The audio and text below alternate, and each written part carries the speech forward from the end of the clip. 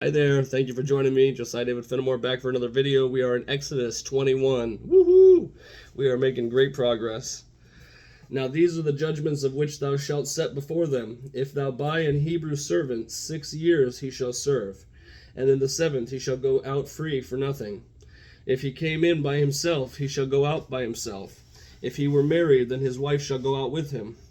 If his master have given him a wife, and she have borne him sons or daughters, the wife and her children shall be her master's, and he shall go out by himself.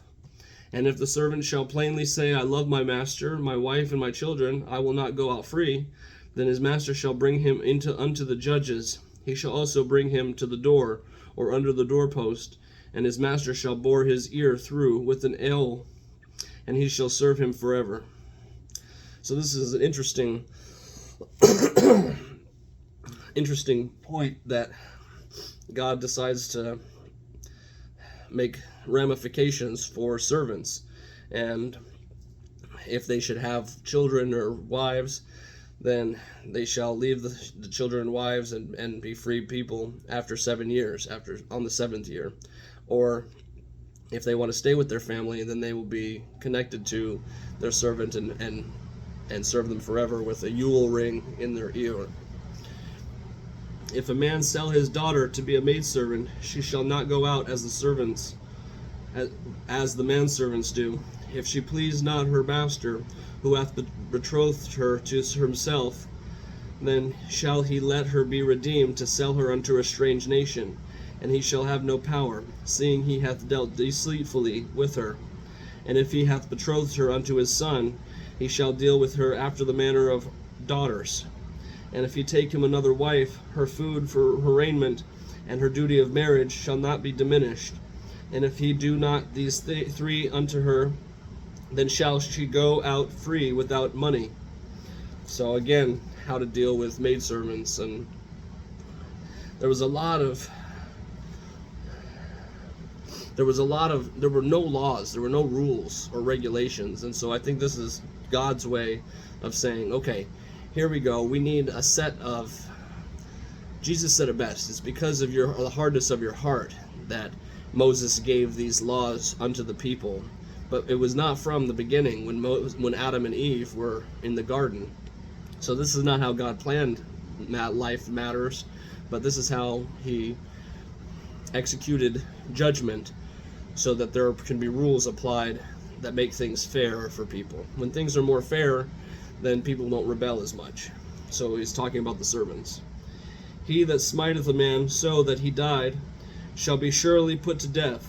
And if a man lie not in wait, but God deliver him into his hands, then I will appoint thee a place whither he shall flee.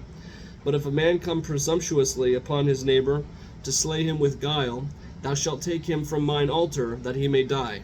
So again, more laying out the rules. If a man is to come and he flees from his master, then or kills a man, then he should die. And he that smiteth his father or his mother shall be surely put to death.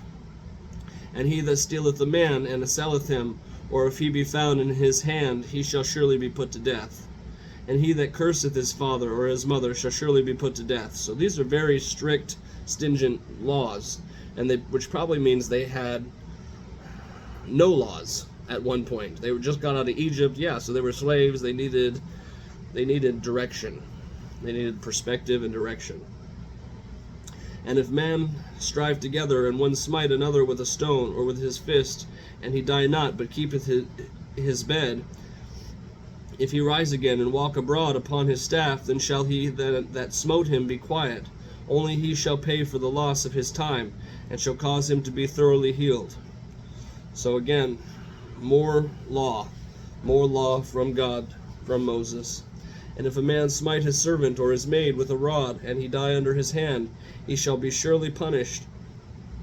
Notwithstanding, if he continue a day or two, he shall not be punished, for he is his money.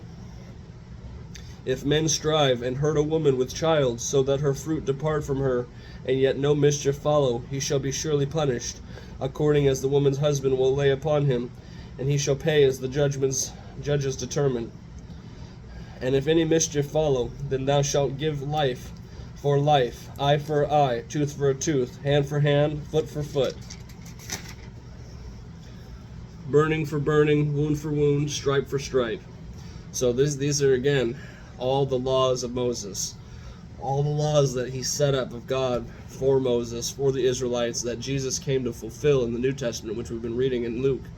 And again, the Pharisees try to use these laws against Jesus, to entrapment in his words, and he easily just casts them off with wisdom, bouts of wisdom that they just can't get around, and showing them, going, "You're hypocrites.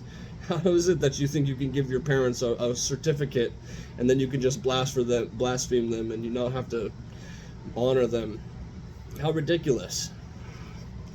And if a man smite the eye of his servant, or the eye of his maid, that it perish, he shall let him go free for his eye's sake. And if he smite out his man's servant's tooth, or his maidservant's tooth, he shall let him go free for his tooth's sake." So, more of the law. "If an ox gore a man or a woman, that they die, then the ox shall be surely stoned, and his flesh shall not be eaten, but the owner of the ox shall be quit.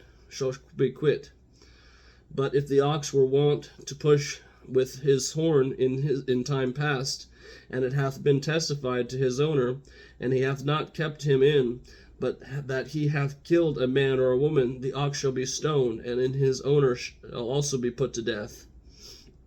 So that's trying to hide if the oxen killed someone. "If there be laid on him a sum of money, then he shall give for the ransom of his life whatsoever is laid upon him. Whether he hath gored a son or hath gored a daughter, according to his judgment shall it be done unto him. If the ox shall push a manservant or a maidservant, he shall give unto their master 30 shekels of silver, and the ox shall be stoned." Very specific laws to the problems that they were facing at that time. Very interesting issues. Not many issues that we face at this time, so we think of them as strange or peculiar, but nonetheless important at that time. Apparently, oxen pushing over maidservants and manservants, and when you were beating your servant, then if you put out their eye or their tooth, then there was consequences for those things from that point on.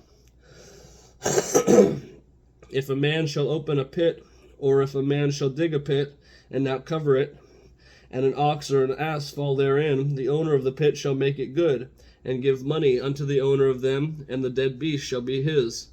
And if one man's ox hurt another's, then he die.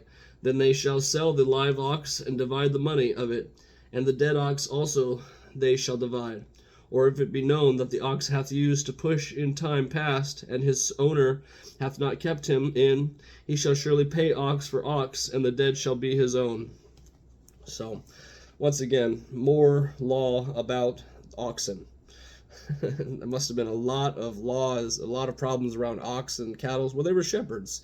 So it just goes to figure, that you're going to have more laws about these kinds of things. These are the kinds of issues that they were dealing with. Servants, manservants, offspring, women and children, and oxen, and animals and cattle. And so those are the kinds of laws that they're going to have. Anyways, that's chapter 21 in Exodus chapter 21. We'll see you next time. Peace.